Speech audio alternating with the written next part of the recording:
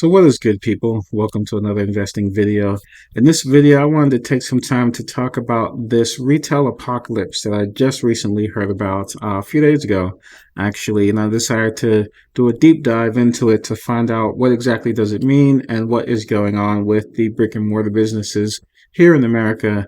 So I pulled up a few articles. For most of them, we're just going to read the headlines and talk about them a little bit. But there is one article that I'll dive a little bit deeper into. And then what I'm going to do is talk about how this information is going to make me change my investing pattern going forward. I'm going to be making some changes to the way I invest, and so stay tuned for that. So starting off, we are here on CNBC. And it says 25% of U.S. malls are expected to shut within 5 years. Giving them a new life won't be easy. So apparently there's roughly 1,000 malls in America. I didn't know that. I figured it'd be more. But 25% of them are looking to close. And of course, people just don't have the money to shop around in malls like they used to. I haven't been mall shopping in a very long time. The only time I go to a mall is when I know exactly what I want and I'm not going to shop around. So, yeah, I can definitely see that they're closing. It does say in this article that there are some malls, some mall owners that are they're going to use that space that the stores are leaving for other companies like Amazon, for example. Amazon could use that space for a fulfillment center. So there are some people who are thinking outside the box, figuring out ways to keep the malls around.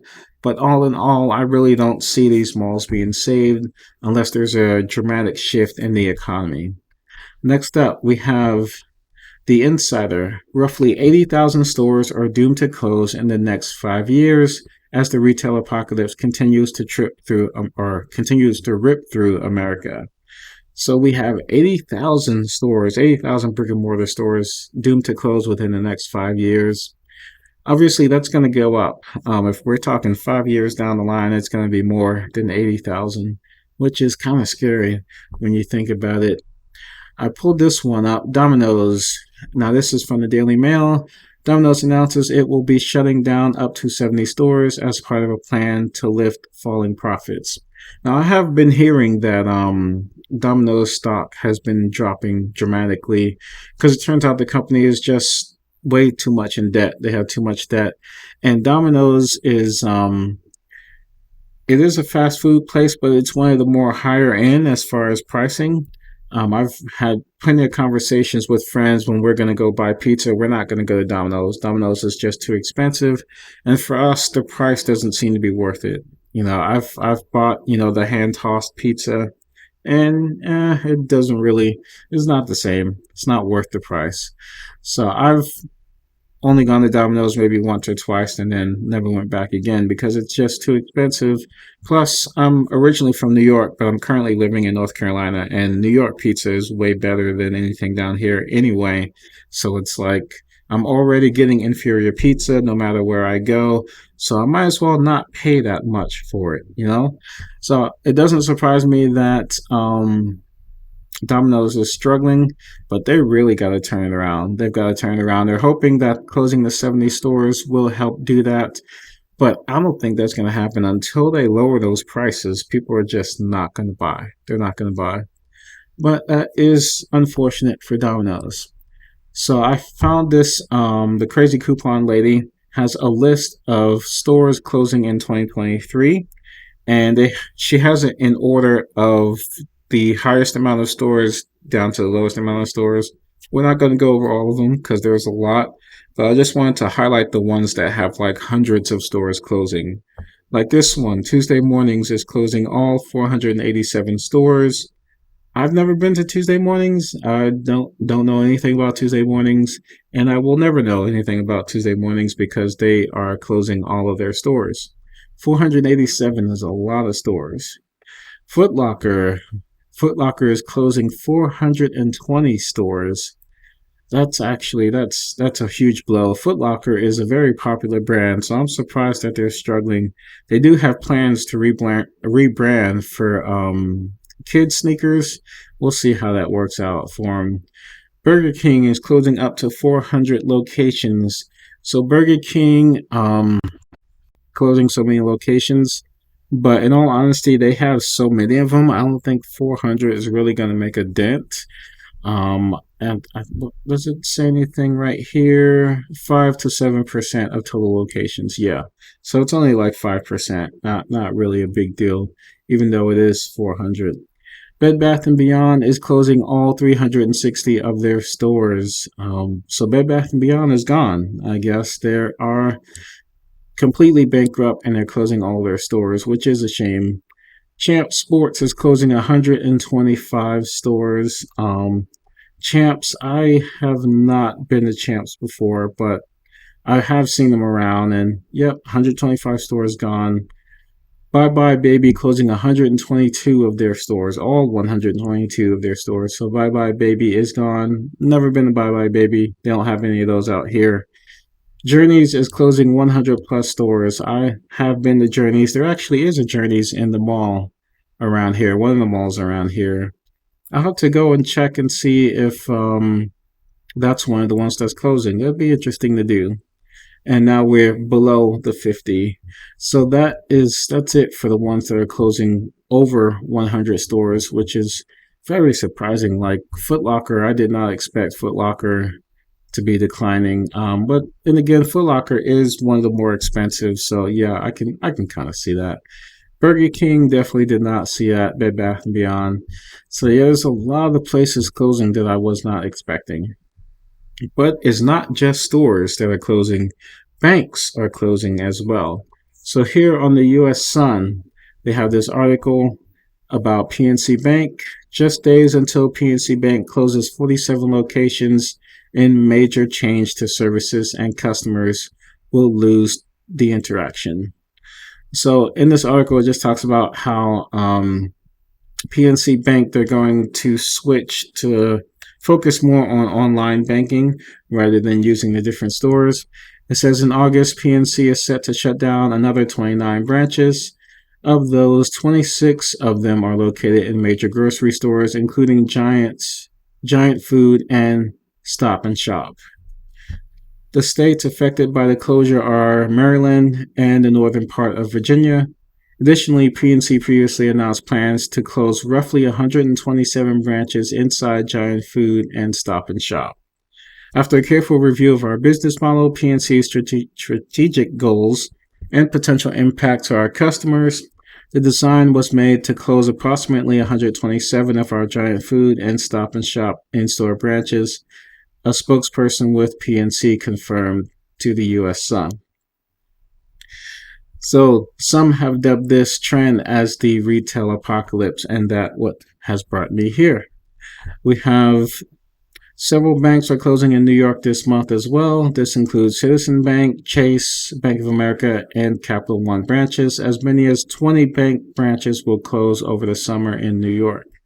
Additionally, others in the retail space that are department stores or sell groceries have been affected. On July 1st, a Nordstrom Rack location in San Francisco will be shutting down. Macy's alone has closed at least 80 stores this year. Pharmacy chains have been affected too, as CVS plans to shutter at least 300 stores per year through 2026. 300 stores a year, that's craziness. 300 stores a year. How many CVS's are there? I'll have to look that up. But home goods chain Bed Bath & Beyond might be the biggest example of the retail apocalypse. This is because it has gone bankrupt and is holding liquidation sales. And so it's going to go over the stores that we looked at in another article. So this is pretty crazy. 80,000 stores, 80,000 brick and mortar stores are closing.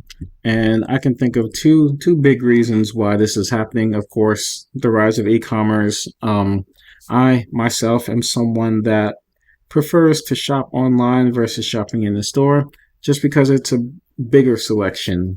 I actually just went to Walmart a few hours ago because I'm going camping tomorrow and I need to buy a new tent. And when I went in there, they had 3 tents. That was it, just 3. So, of course, I had no choice but to get the cheapest one out of the 3. But when I went in, it just kind of made me realize, you know what?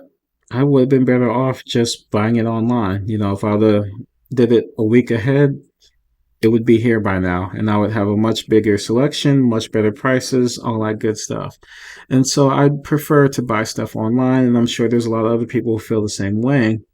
And of course, people just don't have the extra cash anymore. If you look at a company like Domino's, Domino's is a fast food restaurant, and in its niche, which is pizza, it is probably the most expensive. At least here in North Carolina, it's the most expensive out of all the choices, and so people just don't go. They just don't go to Domino's, and Domino's have tried to do things to make it seem like the extra money is worth it, but none of us feel like it's worth it. And so it doesn't surprise me that Domino's is shutting down. There's going to be a lot of brick and mortar places following suit. So what does this mean going forward? So I love real estate investment trusts. I've talked about them several times on this channel.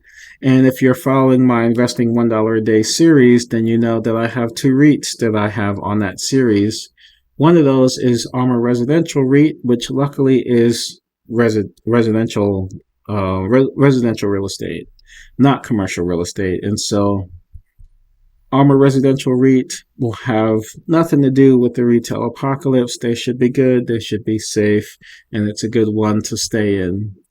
However, I did take a look at Starwood Property Trust, which is the other REIT on here.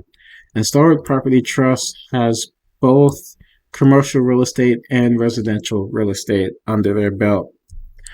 Commercial real estate is risky right now. It's very risky with so many places closing down. It's just this is not a good environment for a business that requires so much debt in order to grow and run their business.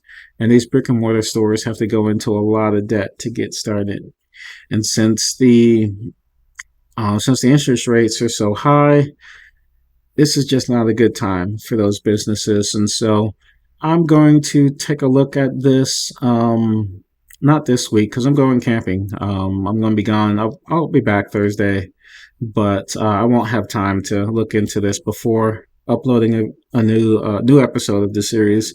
But I'll probably have a look at it maybe next week sometime and decide whether or not I want to keep this stock or if I want to switch it out for another residential REIT. We'll see. We'll see. It's possible that maybe they will adjust things a little bit and see if whatever it is that their commercial real estate is in, maybe they'll adjust that over to residential if things get kind of crazy. I don't know. We'll see what happens. I'll have to dig deep and see actually which properties they owned or have loans for or invested in or whatever, and see if it's any of those properties that is that has a high potential of actually going bankrupt. But when I do all that, of course, I will let you guys know. If you're following the series, then you'll find out.